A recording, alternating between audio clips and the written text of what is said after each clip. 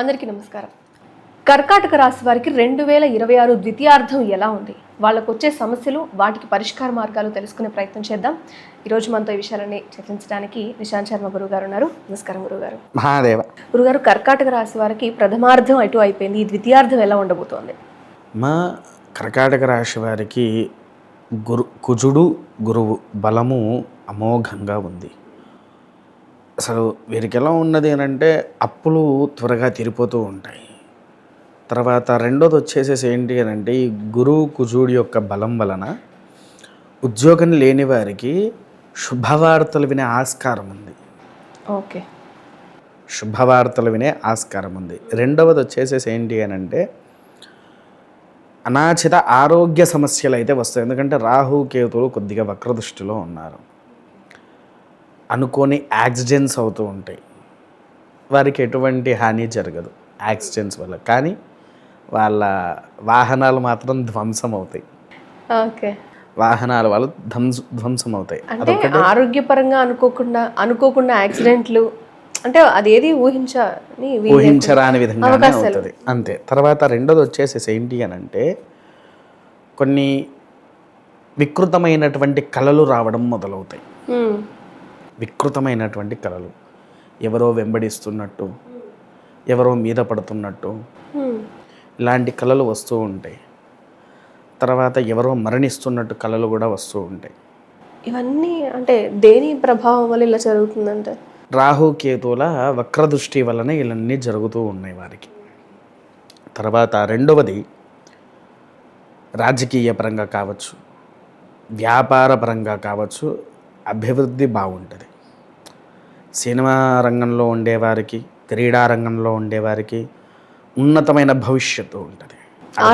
అర్ధభాగం ద్వితీయార్థం ఏంటి అంటే ఆరోగ్య సమస్యలు వీళ్ళకి ఎలాంటివి వస్తూ ఉంటాయ్యా అంటే జీర్ణాశయ ప్రారంభం ఒకటి, గుండెకు సంబంధించిన వ్యాధులు వస్తూ ఉంటాయి, ఛాతికి సంబంధించిన వ్యాధులు వస్తూ ఉంటాయి. ఈ మూడు ప్రధానం.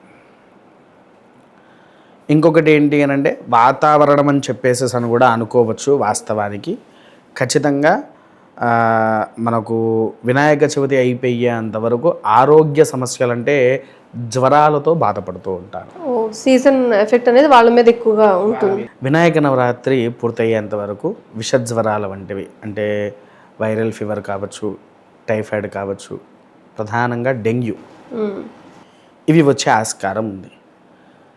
ఇదొకటి. తర్వాత రెండోది ఏంటి అని అంటే తల్లి, ఇంకో విశేషమైన స్థితి ఇక్కడ బయటి వాళ్ళతో అష్టదరిద్రమైనటువంటి మాటలు పడాల్సి వస్తుంది. వీళ్ళు మంచి చేద్దామని పోయేసరికి అక్కడ మంచి జరగకుండా చెడు జరిగి అందరితో మాటలు పడేసి రావాల్సి వస్తుంది. వీళ్ళు మంచి వాళ్ళు అని చెప్పేసేసని కొంతమంది అంటే 100లో 30 మంది అంటే 70% వీళ్ళు మంచి వాళ్ళు కాదు అని చెప్పేసేసని పోరాడే వాళ్ళు ఎక్కువ ఉంటారు.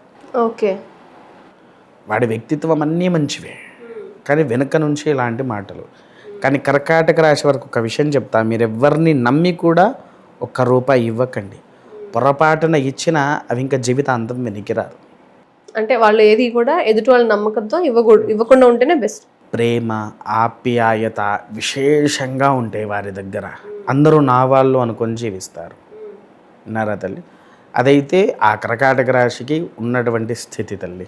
ఓకే, అయితే ఒకవేళ వీళ్ళకి ఉన్న ఈ పరిస్థితుల వల్ల పరిహారం చేసుకోవాలంటే ఎలాంటి పరిహారం చేసుకోవాలి గురుగారు? మొదలైతే వీళ్ళు ఈ రక్షాబంధనం రోజున, రాఖీ పౌర్ణమి ఎన్నో తారీఖు గురుగారు?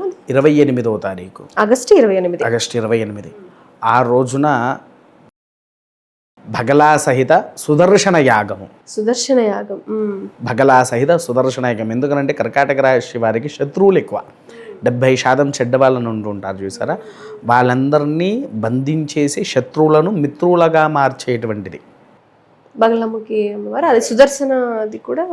సుదర్శన ఏంటి అని అంటే అనుకోని పక్షంలో వీరికి జరుగుతున్నటువంటి యాక్సిడెంట్స్ ఏవైతే ఉన్నాయో అవి నివారణ అవుతూ ఉంటాయి తల్లి. అనుకోకుండా వచ్చే ఆపదలన్నీ కూడా సుదర్శన యాగం చేయడం వల్ల తొలగిపోతుంది. అది ఇంకా ఏమైనా పరిహారాలు చేసుకోవడానికి అవకాశం ఉందా గురుగారు? ఇంకా పరిహారం కాదు తల్లి, వీళ్ళందరికీ కలిపి ఒక అద్భుతమైన రక్ష ఉంది. రక్ష ఏంటి గురువుగారు అది? ఆ రక్ష వచ్చేసేసి ఇదే తల్లి, ఇది శుద్ధ పచ్చి గంధము అంటారు. పచ్చి గంధం. శుద్ధ అంటే ఇందులో దీన్ని మనకు ఇగో ఇదేంటి అనంటే ఇక్కడ మీకు కనిపిస్తున్నది చూడండి. మీరు పూర్వము మా అమ్మవారి దగ్గరికి వచ్చారు, దర్శించుకున్నారు, అభిషేకాలు చూశారు. అమ్మవారి ఒంటి మీద నుంచి తీసినటువంటి గంధాన్ని ఈ విధంగా తయారు చేస్తున్నాము. పచ్చి గంధము అమ్మవారికి అలంకరించింది. అది చూడండి, మంచి సువాసన వస్తుంది గురువుగారు. అమ్మవారి ఒంటి మీద ఉండేటువంటి గంధాన్ని తీసి దాన్ని ఆ విధంగా తయారు చేసి భక్తులకందరికి అందింపజేస్తున్నాను. అది రాజశ్యామలాదేవి ఒంటి మీద ఉన్నటువంటి గంధము, శుద్ధ పచ్చి గంధము.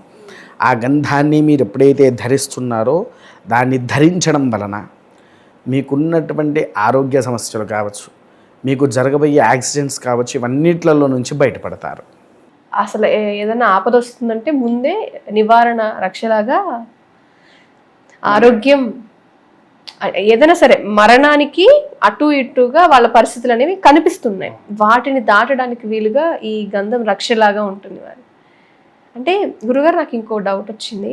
అంటే ఎవరికైతే ఆరోగ్య బాధలు లేదా ఇలా అనుకోని విధంగా వచ్చే ఇలాంటి ఆపదలు ఉంటాయో వాళ్ళు కూడా ఈ గంధాన్ని ఉపయోగించవచ్చు? బ్రహ్మాండంగా ధరించవచ్చు, దాంట్లో ఎటువంటి సమస్య లేదు. ఎందుకనంటే కర్కాటక రాశి వారి ప్రధానం.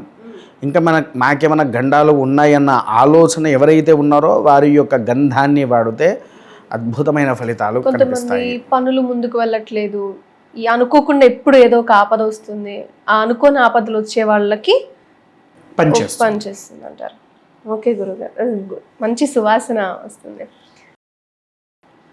ఒకవేళ ఇది ఎవరైతే తీసుకోవాలనుకుంటారో మార్కెట్లో అట్లా దొరుకుతుందా?